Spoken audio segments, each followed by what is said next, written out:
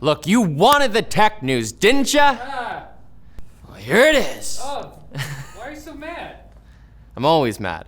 Facebook probably isn't the first company you'd trust with managing your finances, but they've gone ahead and launched their very own cryptocurrency called Libra, which I guess they're hoping this project will help them balance the scales, so to speak. Okay, that metaphor actually kind of makes sense because unlike Bitcoin or Ethereum, Libra will be tied to a number of traditional stable currencies that could protect it from wild swings in value. But do we really want Facebook controlling our money? Well, thankfully, the company knows you don't really trust them, so they won't actually control Libra. Facebook is just one of the 28 members in the Libra Association, which also includes more trustworthy people like MasterCard, PayPal, Visa, and eBay.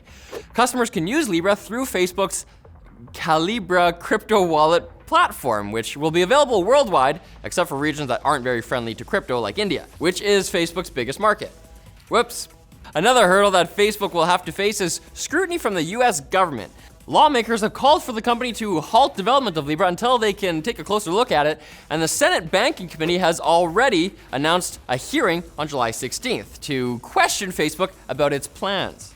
Senate hearings or no, I think I'll stay away myself. Libras and Leos do not mix well. I'm a Libra, actually. Well, Linus was gonna host. He's a Leo, apparently. Yeah, I'm a that's... Scorpio. Nobody likes Scorpios.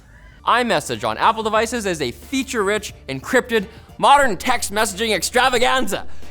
But while Google has been trying to get cell carriers to implement rich communication services, or RCS, as a replacement for regular old SMS text messages on, say, Android devices, carriers have been dragging their feet because there's no real monetary incentive to upgrade their infrastructure. And Google has had it up to here with that nonsense. The tech giant will be launching its own RCS messaging service later this month. Yes, with an initial rollout in France and the UK. Crap. Many questions still remain about whether Google RCS will feature end-to-end encryption or multi-platform support, but hopefully Google taking things into their own mighty hands will light a fire under the carriers to roll out RCS on their own and, make life a little better for their customers. Imagine that, because that's what cell carriers are known for, isn't it? Yeah. Not known for My mouth is closed, I'm saying it. And sound the alarm! Vape Nation is under attack! San Francisco may become the first US city to outlaw e-cigarettes. Goodbye!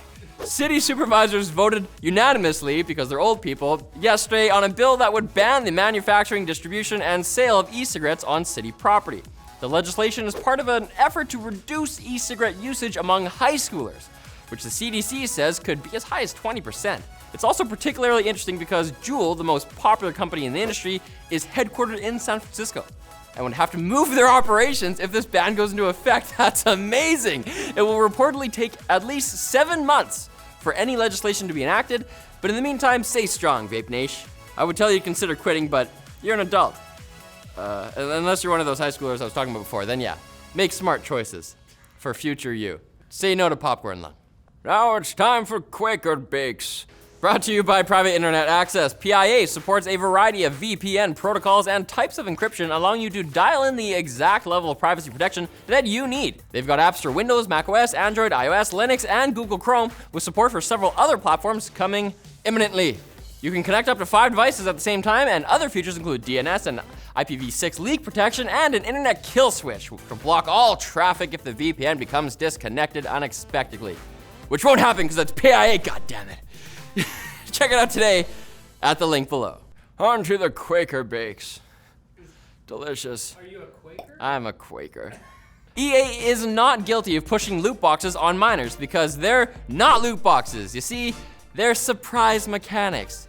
That's what EA's VP of Legal Affairs, Kerry Hopkins, told a UK committee, likening loot boxes to children's toys with unexpected prizes inside, like Kinder Surprise eggs or Hatchimals. You know what those are?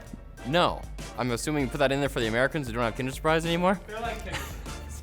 Hopkins said that enjoying loot boxes in a healthy way is actually quite ethical and quite fun. Well, Kerry, tell that to the 8-year-old Malcolm, who was caught during his 18th blackjack game at the local casino. He wasn't. I made that up, but he could be. He was on a roll, too. Yeah. Damn you, Kerry. Come on.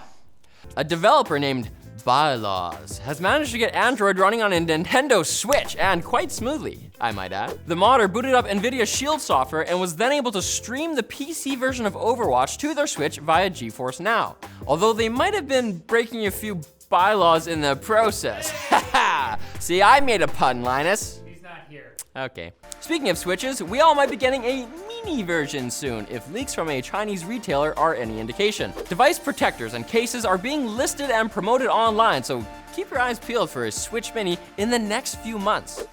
Or years. Or never. This is a rumor after all. Use your brain, people. Come on. Use your one collective brain. Fabled augmented reality company Magic Leap is suing fellow AR company Unreal, claiming that one of Unreal's founders, Chi Shu, stole Magic Leap's technology when he was an engineer there. Shu left the company in 2016 and then showed up at CES in January with the Unreal AR glasses. Well, it's not the most lucrative theft to make it. It doesn't seem like AR companies are making much money right now anyways, but stealing is wrong, children kids, and so is naming your company Unreal. And really, if we're being serious. I don't like it. And Intel has released a processor auto overclocking app called Intel Performance Maximizer, or IPM. The app will overclock your CPU with just one single click, although PC Perspective noted that it won't do it as well as a human-generated overclock, so you might have to just roll up the sleeves of your Linus Tech Tip stealth hoodie and twist those greasy old knobs yourself. Don't forget the engine oil. Riley, how do you think overclocking works, dude? I don't know. There's no oil in there. No. I'll tell you what doesn't work, continuing this episode, so we're shutting it down. Come on back on Friday for more tech news. Oh yeah, it's gonna be good. Is that what you meant by ooh, oh, ho, ho, ho, ho, ho, yeah? Oh, it's gonna be good. Yeah, that's enough.